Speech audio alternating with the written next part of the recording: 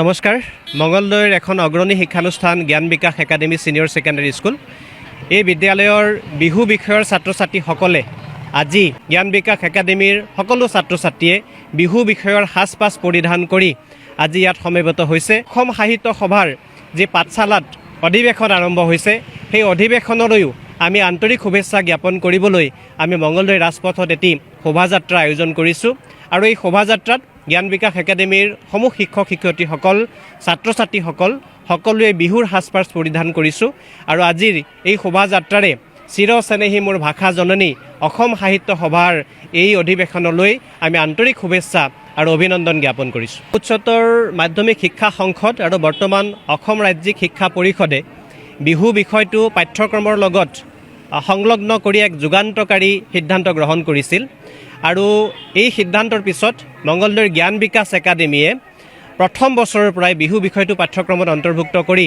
ছাত্ৰ ছাত্ৰীসকলক শিক্ষা প্ৰদান কৰি আহিছে। এই বছৰো 3খনকৈ আমি কৰ্মশালা আয়োজন কৰিছোঁ আৰু আজি কৰ্মশালাৰ অন্তিমটো দিন। আজি ছাত্ৰ ছাত্ৰীসকল সম্পূৰ্ণ বিহু সাজত আহিছে, পৰ্যবেক্ষক আজি উপস্থিত আছে। বিদ্যালয়ৰ শিক্ষক শিক্ষয়িত্ৰীসকলেও বিহু বিষয়ৰ সাজপাজ পৰিধান কৰি আজি আদৰ্শ এটি প্ৰদৰ্শন কৰিছে। সকলো ছাত্ৰ ছাত্ৰীয়ে বিহু বিষয়ৰ সাজ পৰিধান কৰিছে আৰু বিহু বিষয়ৰ এই অন্তিম কৰ্মশালাত ছাত্ৰ ছাত্ৰীসকলে আজি সকলোৱে যোগদান কৰি বিহু বিষয়ৰ পাঠ্যক্ৰম আজি সমাপ্ত কৰিছে।